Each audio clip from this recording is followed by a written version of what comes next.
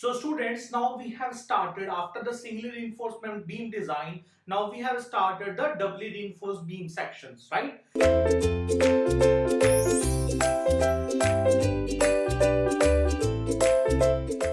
Now the first important thing is, so what is doubly reinforced beam? As from the name it is clear that doubly reinforced, it means that the reinforce has been provided two times, right? Now two times means that I told you that the concrete, it is very poor in tension and very good in compression, right? So if it is very poor in tension, then below the neutral axis all the tensile stresses, they are borne by the reinforced steel or reinforcement steel. Clear? Right. So in singly reinforced section, what we used to do is that, suppose this is your neutral axis, this is the neutral axis. So below the neutral axis we used to provide our reinforcement. So these types of sections are singly reinforcement sections, and doubly reinforced sections are those sections in which we also provide reinforcement in the compression zone also.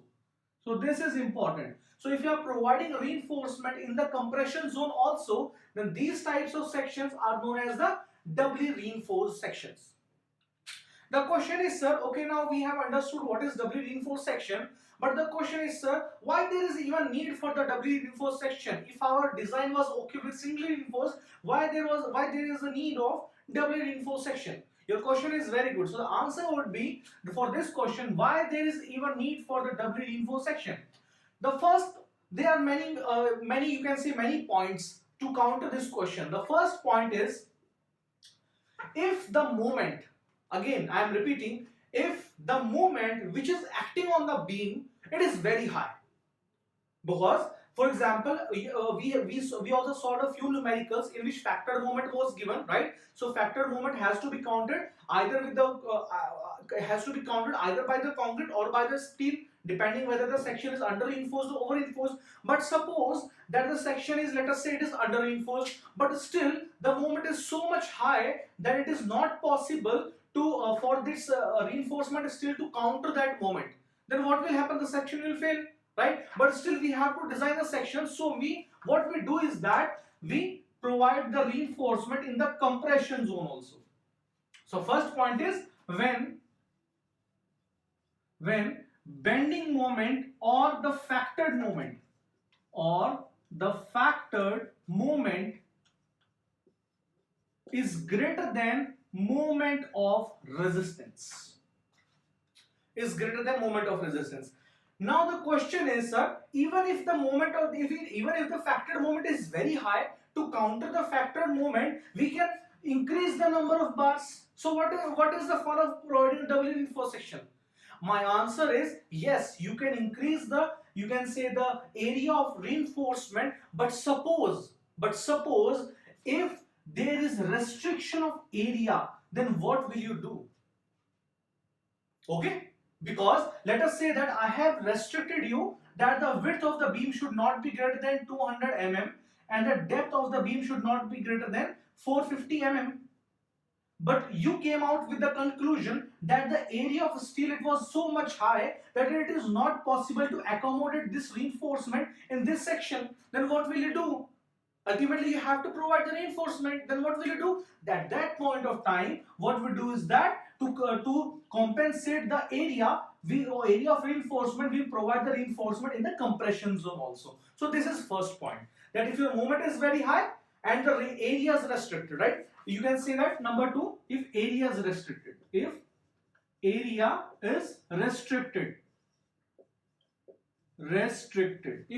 is restricted, two points are there. The third point is, you know that this is the beam.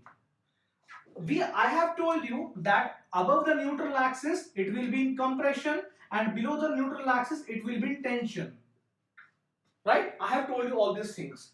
Now the thing is that, suppose there are some reversal of stresses. I am writing it here. Number 3, reversal of stresses.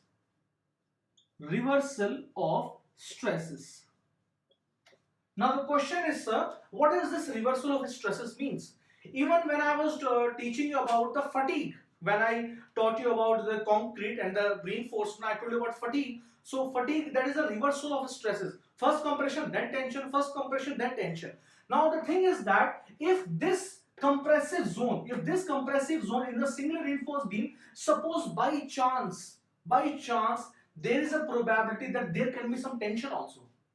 Now the question is, sir, what is that condition in which there is a probability of having some tension in this zone? Okay, so the condition is you can have earthquakes. So if you have earthquakes, what will happen? Let us say that this is your column or this is your beam. Let us say it is shaking like this. So compression, tension, this point I am talking about. Now if it is compressing like this, compression. If it is not stretching, tension, compression, tension, compression, tension. Now I have designed, suppose I have not provided doubly reinforcement. What will happen? Now let us say this portion was compression, this portion was tension. Now if it was compression, it was well and good, but at the moment it has some tension, it will crack, because I have not provided double reinforcement. So what I have to do? I have to provide the double reinforcement. Okay? So I hope that you have understood why there is even need for, you can say, the double reinforcement section. Right? Now let me tell you about the concept. About the concept of the design, right? I have told you about the need of a double reinforcement section. Now the second thing is double reinforced beam design concept. Now what is the design concept? So there's very good news for you. If you have understood the limit state method of design of singly reinforced beam, this becomes very easy. It's just a cakewalk. And limit state design of singly reinforcement beam is dependent on the working stress method. Right? So it means that ultimately if you know the working stress method, it becomes very easy to solve these things. Clear? Now let us see what is the concept of design, the basic design concept of double reinforcement. Now let me rub this portion and then I will draw a strain diagram, right? So let me rub this portion first. Now this is a doubly reinforced section. Let us say this is the neutral axis. Okay, so neutral axis. Clear? Now some reinforcement is here, and this is your tension region, this is your compression region. Clear? Now let us say that I have provided this compression steel at a distance of d dash. At a distance of d dash. Let us say I have provided this compression steel at a distance of d dash, right? And this distance from this point to this, the center of the tensile reinforcement, that is small d, which is known as the effective depth. I guess no doubt till now. Now let me draw the strain diagram. So strain diagram, it will be like this. The strain diagram will be like this, right? So this will be 0.0035. Now this steel, this compression steel will have some you can say strain, will have some strain. Let us say the compression, the strain in the compression steel, it is denoted by epsilon SC. Epsilon SC means strain in tensile steel, compressive steel. SC means compressive steel. Okay. Now this distance is, this distance is actually XU, right? And this distance is D dash. Okay. The distance between the center of the compressive reinforcement to the uppermost compression fiber, that is D dash.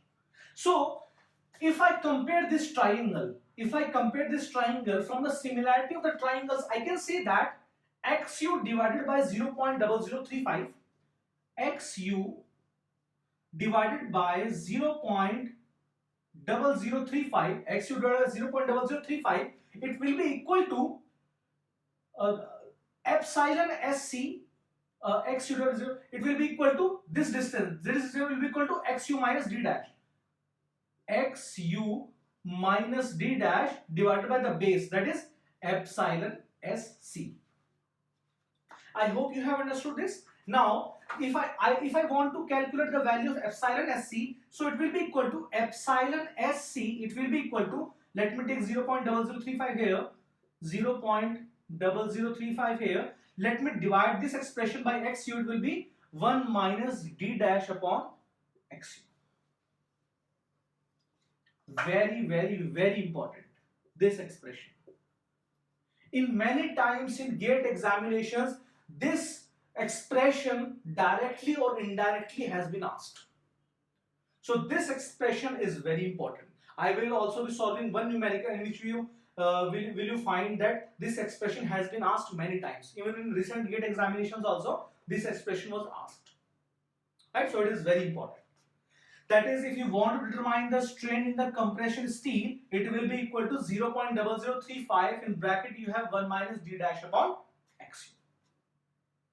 Clear? Now, what about the stress diagram? The stress diagram will be same. First, parabola and then a rectangle.